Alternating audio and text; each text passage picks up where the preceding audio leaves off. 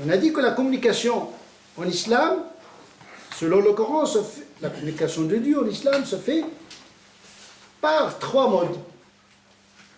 Il y a la révélation officielle par la médiation des prophètes, le wahi. Il y a la révélation par les signes cosmiques, c'est-à-dire que le monde est un langage divin qui nous parle. Sanurihim ayatina fil afaq. Dieu nous parle. Un langage à travers la création. Le livre étalé. Al-Kitabu al-Manshur. Et puis il nous parle à travers nous-mêmes. Wa fi anfusikum. Donc nous disposons de 3 révélations, 2 avec petit r et 1 avec grand R, c'est-à-dire la parole de Dieu qui traverse le temps et l'espace et qui nous est communiquée par la médiation d'un homme qui s'appelle le prophète envoyé, Nabiyyun Rasul.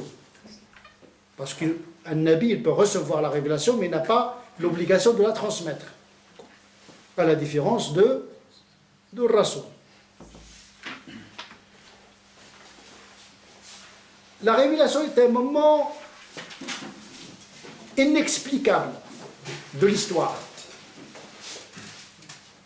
L'histoire religieuse commence par un moment, un acte irrationnel. Pas irrationnel, irrationnel. C'est-à-dire inexplicable. Comment Dieu communique-t-il avec l'archange Gabriel et comment l'archange Gabriel communique-t-il avec le prophète? Il y a la jonction entre le métaphysique et le physique, entre la méta-histoire et l'histoire. Parce que la révélation, c'est aussi un phénomène. Mais un phénomène historique. Et quand on dit phénomène, elle est visible. Contrairement au noumène. Le noumène, c'est un phénomène qu'on ne voit pas. Exactement comme l'âme qui agit sur nous sans savoir comment. Exactement. Moi qui vous parle, je ne sais pas comment je vous parle.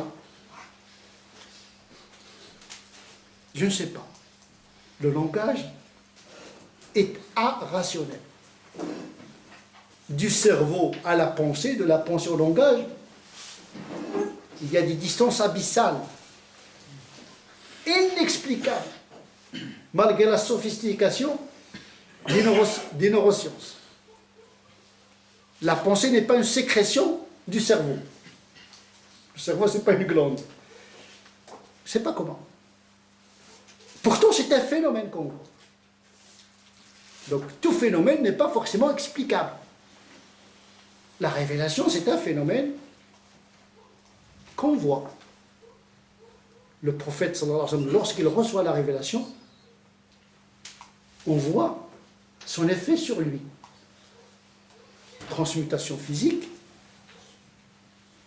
un moment qui n'est pas naturel, surnaturel, et donc c'est quelque chose de visible.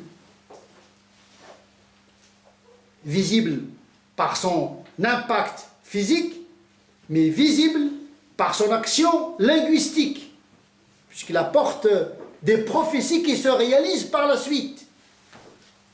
Là, on va entrer dans le miracle. Je ne vais pas entrer dans ce concept de miracle, parce que c'est un sujet qui relève de la théologie, de la dogmatique. Qu'est-ce que c'est qu'un miracle? On peut dire que tout est miracle, parce que rien n'est expliqué totalement. Rien dans le monde, de la plus petite particule à l'éruption, l'émergence de la conscience humaine, rien n'est explicable totalement. On pensait au 19e siècle et au début du 20e siècle que grâce à la science, on va cerner le mystère de la vie et de la matière. On se rend compte que les choses se compliquent. Plus on avance, plus on découvre des horizons infinis de notre ignorance. Et donc la révélation est d'origine transcendantale, mais qui a une action. Malik ibn Nabi, il a écrit un livre qui s'appelle « Le phénomène coranique ». C'est un phénomène. phénomène.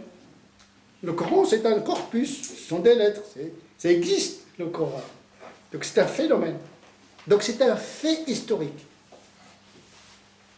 qui s'adonne jusqu'à nos jours à l'étude, à la contemplation et à l'examen et à la critique. Son défi reste toujours d'actualité, mais ce défi se fait par des hommes. Ça, c'est un autre sujet.